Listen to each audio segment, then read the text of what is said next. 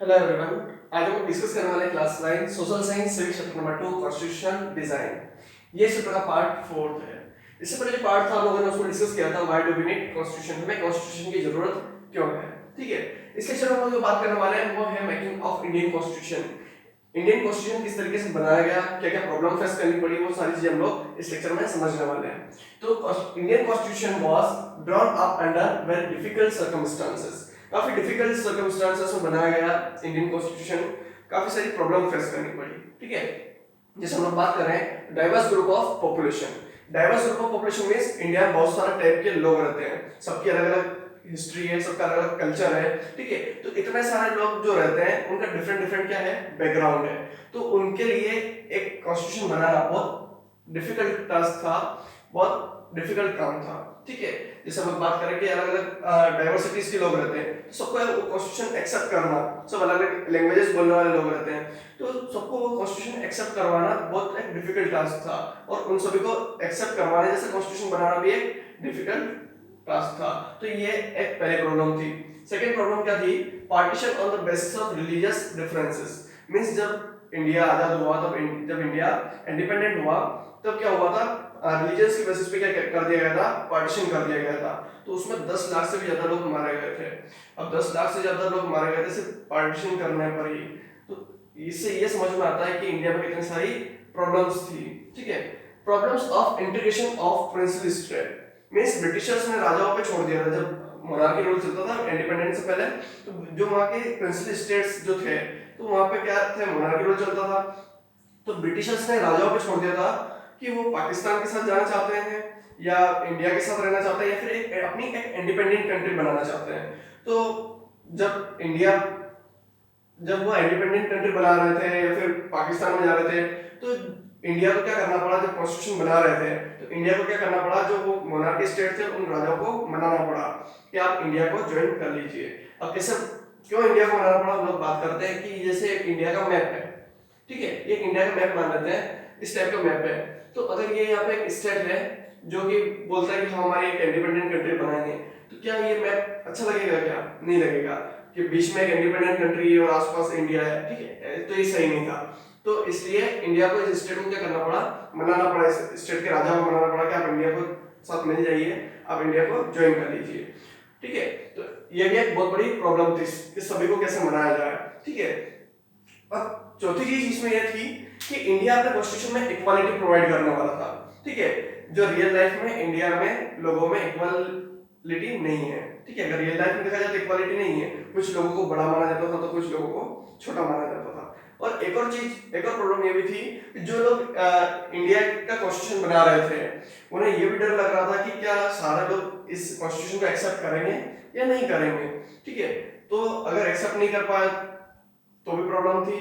ठीक है, तो ये सारी प्रॉब्लम्स को क्या करना पड़ा, फेस करना पड़ा इंडियन कॉन्स्टिट्यूशन बनाते समय। अब किस तरीके से फॉर्म हुआ इंडियन कॉन्स्टिट्यूशन, तो हम लोग पढ़ते हैं फॉर्मेशन ऑफ इंडियन कॉन्स्टिट्यूशन। ठीक है, अब हम लोगों ने पहले प्रॉब्लम्स को देखी, अब किस तरीके से फॉर्म हुआ इंडियन कॉन्स्टिट्यूशन को देखते हैं। The makers of Indian constitution already knew what type of constitution they wanted और freedom of struggle was also based upon it. Means जो लोग कॉन्स्टिट्यूशन बना रहे थे उन्हें पहले से ये पता था कि हमें किस टाइप का कॉन्स्टिट्यूशन बनाना है।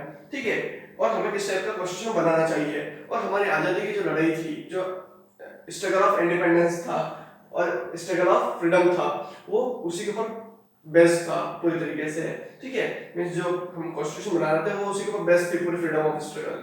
ठीक है, अब सेकंड क्या है, इन 1928 Motilal Nehru and 8 other Congress leader had already drafted the Indian Constitution with all the rights in it।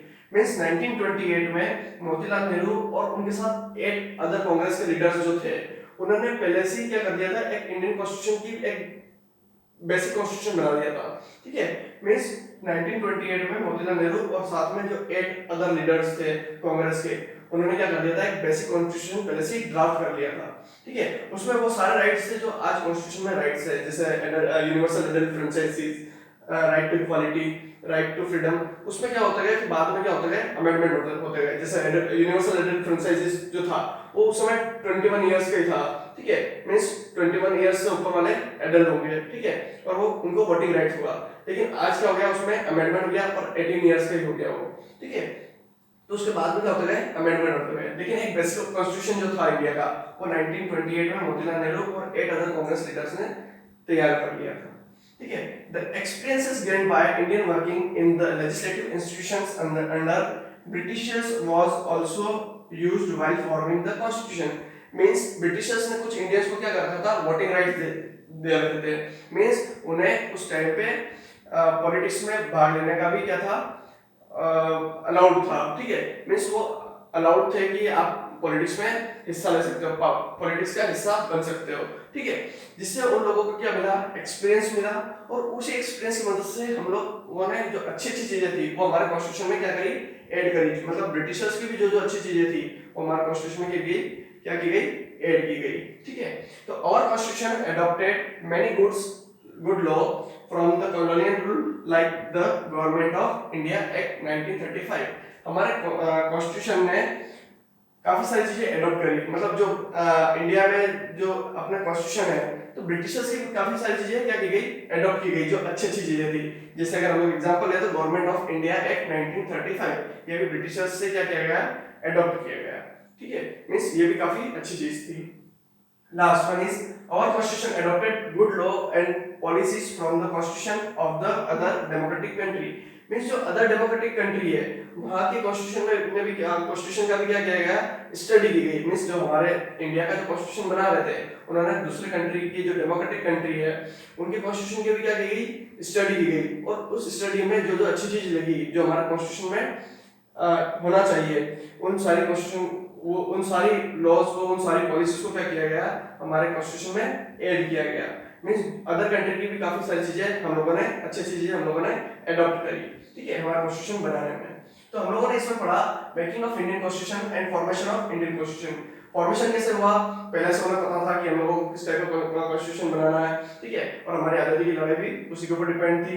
1928 और में मोतीलाल नेहरू और 8 अदर कांग्रेस लीडर ने क्या बना दिया था, पहले से एक बेसिक कॉन्स्टिट्यूशन को क्या कर लिया था, ड्राफ्ट कर लिया था। जो उस समय भी जो आज जो राइट्स है वो उस समय भी उसमें मौजूद थे। और जो एक्सपीरियंस मिला ब्रिटिशर्स के साथ रहने का, जिनको वोटिंग राइट्स था, जो ब्रिटिशर्स के साथ पॉलिटिक्स में हिस्सा ले सकते थे, तो उसमें उस एक्सपीरियंस का क्या किया गया, यूज किया गया इंडियन कॉन्स्टिट्यूशन फ्रेम करने के लिए। अच्छा इंडियन कॉन्स्टिट्यूशन फ्रेम करने के लिए जो अच्छी अच्छी चीजें थी वो हम लोगों ने क्या करी, ब्रिटिशर्स से अडॉप्ट करी।